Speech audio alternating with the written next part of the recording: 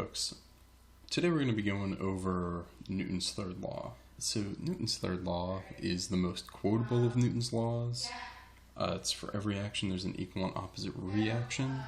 But here's the thing, that it's an oversimplification, and it implies that, well, you have to have a reaction, it has to happen after the action.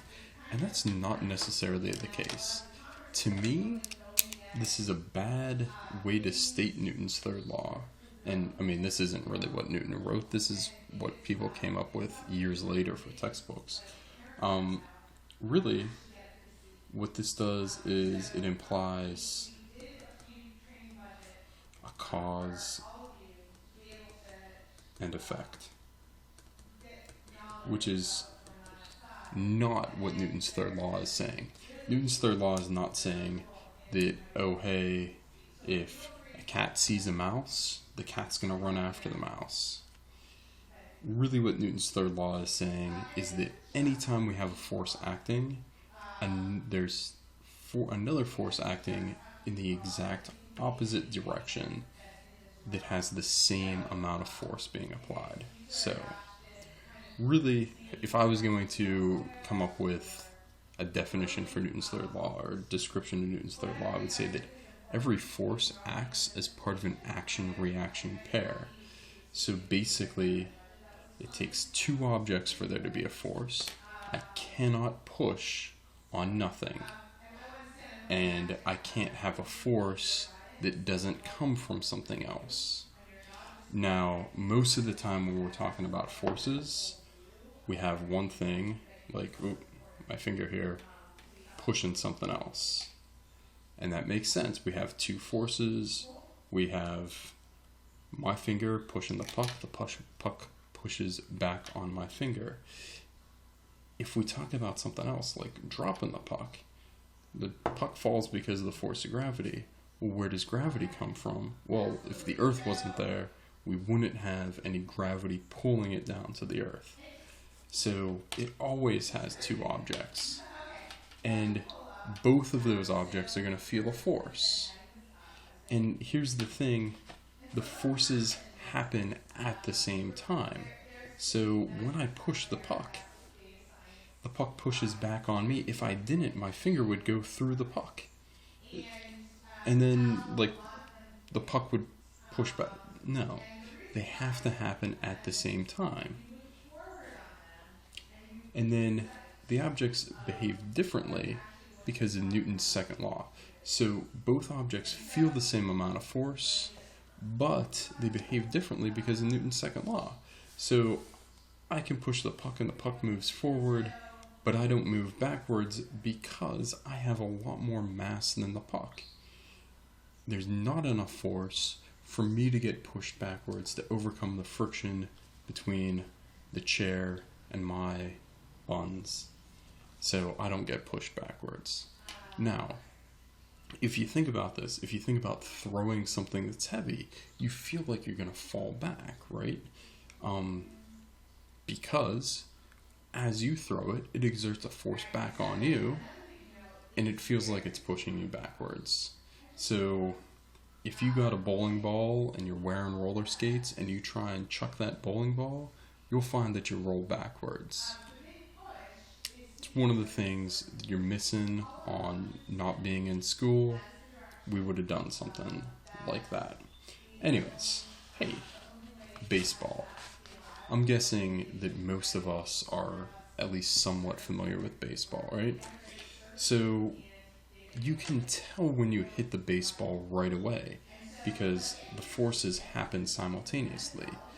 You can figure out whether or not you applied a large amount of force or not to the baseball because you can feel it hit, because it happens at the exact same time. You don't have to, when you're done swinging, you don't have to look around and go oh, I wonder if I got a hold of that one or not. You know, because the forces happen simultaneously. Now, if the baseball bat pushes the ball with a force of 10 newtons forward, the baseball bat feels a 10 newton force backwards.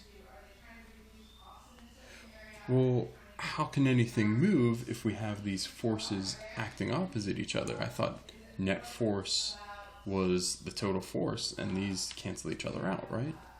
They do not, because they're acting on two different objects. The ball's going to go forward because that's the way that force is acting. The baseball bat is going to accelerate backwards, which makes it slow down, which is really what you're noticing when you hit the baseball. You notice that your bat slows down, unless you've never hit a baseball before. Then this whole thing doesn't make any sense. One of the big things we want to be able to identify when we're talking about Newton's third law is what we call the action-reaction pair. Action-reaction pair is really easy when you get down to it. So the action is the bat pushes the ball forward. We could add with a force of 10 newtons, but we don't have to, so we won't. The reaction, literally all we're doing is we're taking the nouns and switching them. The ball pushes the bat, and then forward is going to become backward.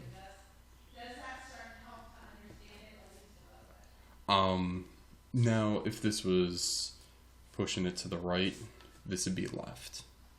Or if this was east, this would be west.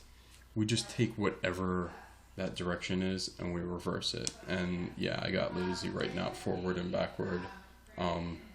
But hey, I've seen how many views these videos are getting, so maybe don't judge me for being the lazy one.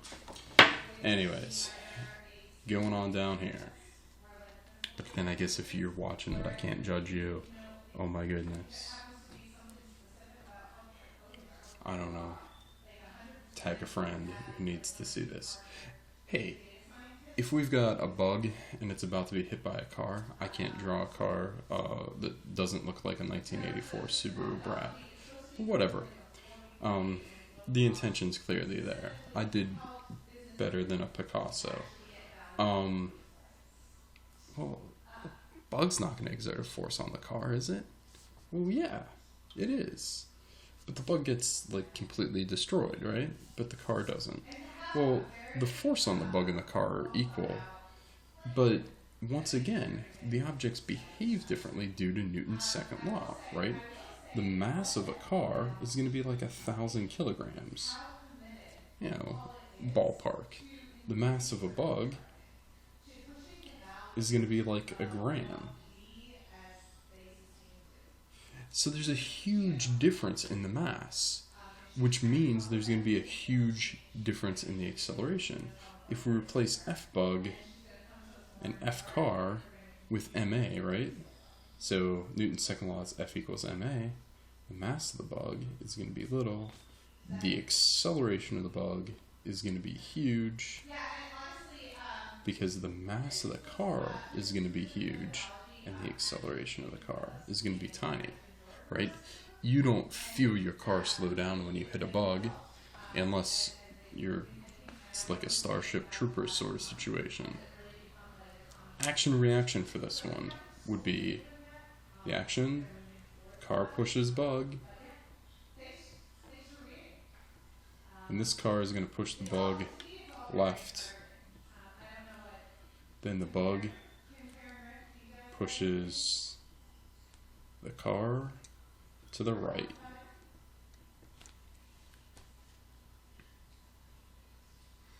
And yeah, the car is going to slow down a little tiny bit, but not enough to notice. Now, if you replace the bug with something with more mass, then the acceleration of the car is going to be a lot different, right? If we replace it with something roughly the same size, or at least in the same neighborhood, like a deer is going to be like 50 kilograms. You hit a deer with a car, all of a sudden you notice it, right? So there we go. We won't, and obviously if you hit another car with your car, you're going to notice the acceleration then too as well. The last one I want to talk about here, because I can talk about like basically every force ever, is what happens when you walk. Well, you know what happens when you walk. Your feet push the ground. Now when I walk, I push the ground backward. If I want to move forward, my feet have to push back. And the reaction is the ground push my feet forward. Now, that doesn't make any sense, right? Surely when I'm walking around, I'm not pushing the whole earth backwards and making it spin different. Well, yeah, you are. But once again, we've got a really big disparity in mass, right? The mass of a person is going to be somewhere between 50 and 150 kilograms. For an adult, that's going to catch 99% of people. Now, here's the thing. The mass of the Earth is huge. The mass of the Earth is 5, 9, 8, 1, 2, 3, 4, 5, 6, 7, 8, 9, 10, 11, 12, 13, 14, 15, 16, 17, 18, 19, 20, 21, 22 kilograms. Boop. Now, normally we would write this as scientific notation, and normally we would talk about how we get that number, because it's, not like somebody just took a scale and flipped it upside down and measured how much the Earth weighs. But because this difference is so big, there's no way that we could ever measure the Earth accelerating. But if we switched out the Earth with something smaller, if you're walking on a canoe or something like that, when you walk forward, you push the whole canoe backwards, and the canoe will actually move in response to that. So, that's one of the reasons why it's hard to, stand on a stand-up paddleboard. If you walk forward, it pushes the stand-up paddleboard beneath you. Anyways, that's Newton's third law. Any more than this, you're going to be beating a dead horse.